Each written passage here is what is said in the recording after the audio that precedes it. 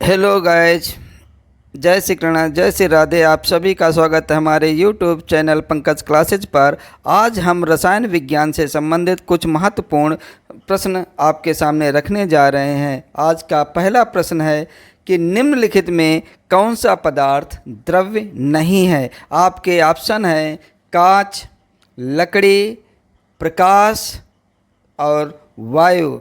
इस प्रश्न का उत्तर आप सभी कमेंट में दीजिए। और इस प्रश्न का सही उत्तर है कि प्रकाश प्रकाश द्रव्य नहीं होता है, जबकि कांच, लकड़ी और वायु द्रव्य होते हैं। द्रव्य क्या होते हैं? जिनमें भार तथा आयतन पाया जाता है। तो दोस्तों, आज का दूसरा प्रश्न है कि किसी पदार्थ के अणुओं के बीच का आकर्षण क्या होता है?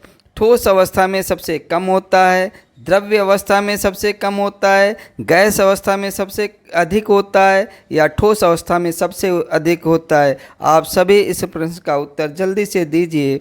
और आज के प्रश्न बहुत ही महत्वपूर्ण है। इस प्रश्न का सही उत्तर है कि ठोस अवस्था में पदार्थ के अणुओं के बीच आकर्षण बल सबसे अधिक होता है। ये सभी प्रश्न कॉम्पिटिटिव परीक्षाओं के लिए भी बहुत महत्वपूर्ण हैं, इसलिए जल्दी से इन्हें देखिए और इनके जवाब दीजिए। आज का हम अब जा रहे हैं तीसरे प्रश्न को। जिस ताप पर द्रव का वाष्प दाब वायुमंडलीय दाब के बराबर हो जाता है, उस ताप को क्या कहा जाता है? आपके विकल्प हैं हिमांक, क्वथनांक, गलनांक और क्रांतिक ताप। इस प्रश्न का हम सही जवाब जो है वो है कि आपका क्वथनांक। क्वथनांक पर द्रव का वाष्प दाब वायुमंडलीय दाब के बराबर हो जाता है। आप आज के प्रश्नोत्तरी को मिस मत कीजिएगा, अंतिम समय तक देखिए जाकर। आज का चौथा प्रश्न है, निम्नलिखित में से सही संबंध कौन सा है? ऑप्शन है वाष्पीकरण बराबर वाष्पन प्लस संघनन। दूसरा ऑप्शन है वाष्पीकरण बराबर क्वथन प्लस संघनन। तीसरा ऑप्शन है आसवन बराबर क्वथन प्लस संघनन। और चौथा ऑप्शन है आसवन बराबर गलन प्लस क्वथन। इसका सही जवाब है आसवन बराबर क्वथन प्लस संघनन। अब हम चलते हैं आज के अपने पांचवें प्रश्न की ओर, जो कि पांचवा प्रश्न है बहुत ही इम्पॉर्टेंट कि निम्नलिखित में से किस पदार्थ का ऊर्ध्वपातन हो जाता है? ऊर्ध्वपातन आपके विकल्प हैं नमक, अमोनियम क्लोराइड, सोडियम क्लोराइड और चीनी। ऊर्ध्वपातन क्या होता है? इसका सही उत्तर है अमोनियम क्लोराइड।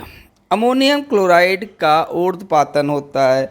ऊर्ध्वपातन का मतलब होता है बिना वाष्प में बदले सीधे बिना द्रव में बदले सीधे गैस अवस्था में बदलना। इसका एक एग्जाम्पल आपका कपूर भी होता है, जो ठोस अवस्था से सीधे गैस अवस्था में बदलता है। अब चलते हैं हम अपने छठे प्रश्न की ओर। छठा प्रश्न है, निम्नलिखित में किसकी आकृति और आयतन दोनों निश्चित होते हैं? तो आप जानते हैं आपके ऑप्शन हैं वायु, पारा, जल और लोहा। इस प्रश्न का उत्तर बड़ा आसान है, आप दे सकते हैं। इसका सही उत्तर है लोहा, क्योंकि ठोस पदार्थों में ही उनकी आकृति और आयतन दोनों निश्चित होते हैं। इसीलिए जो लोहा है, लोहे का आयकृत तथा आयतन निश्चित होते हैं। अब चलते हैं सातवें प्रश्न की ओर। सातवां प्रश्न है, निम्नलिखित में से कौन सा पदार्थ बिना पिघले वाष्प बन जाता है? आपके ऑप्शन हैं नमक, चीनी, कपूर तथा पारा। ये प्रश्न बहुत सी प्रतियोगी परीक्षाओं में पूछा जाता है, हर बार पूछा जाता है। इस प्रश्न का जवाब है कपूर। कपूर जो होता है ठोस से सीधे गैस में बदलता है, वो द्रव अवस्था में नहीं जाता है। अब आज का हम चलते हैं अपने आठवें प्रश्न की ओर। जो आठवां प्रश्न है वो इस प्रकार है कि निम्नलिखित आठवां प्रश्न है हमारा कि अंतरा अणु निम्नलिखित में अंतरा अणु का आकर्षण बल किसमें नगण्य होता है? द्रव में या ठोस, द्रव तथा गैस तीनों में, से ठोस में, और आखिरी ऑप्शन है गैस में। तो इस प्रश्न का उत्तर होता है कि हमारा गैस में अंतरा अणु आकर्षण बल नगण्य होता है, और इसीलिए क्योंकि उसके अणु दूर दूर होते हैं, जिग-जैग तरीके से गति करते हैं और अपना स्थान परिवर्तित करते रहते हैं। आज का हम अपने 9वें प्रश्न की ओर चलते हैं। जो 9वां प्रश्न है वो कुछ इस प्रकार है कि निम्नलिखित में से किसका आयतन निश्चित नहीं होता है? तो ऑप्शन है जल और बर्फ, बी जल, तीसरा ऑप्शन है जलवाष्प, और चौथा ऑप्शन है बर्फ।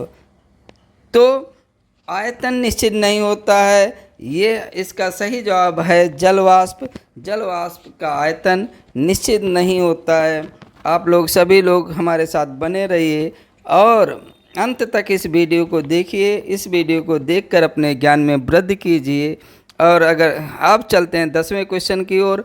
आकृति तथा आयतन दोनों निश्चित होते हैं लकड़ी के गुटके में, वायु में, पारे में या फिर जल में। तो इस प्रश्न का आंसर तो बहुत ही आसान है, आप सभी दे सकते हैं कि इस प्रश्न का सही उत्तर है लकड़ी के गुटके में, क्योंकि ठोसों में आकृति तथा आयतन दोनों निश्चित होते हैं, क्योंकि उसके अणु बहुत ही पास पास होते हैं उनमें अंतराण्विक आकर्षण बल बहुत अधिक होता है। तो आज के ये हमारे 10 प्रश्न पूरे हुए, जो परीक्षाओं की दृष्टि से बहुत ही इम्पॉर्टेंट थे।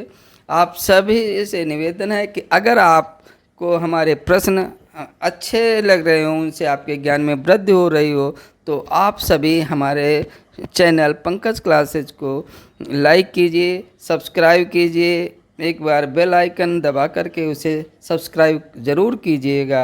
हम आगे भी जानकारी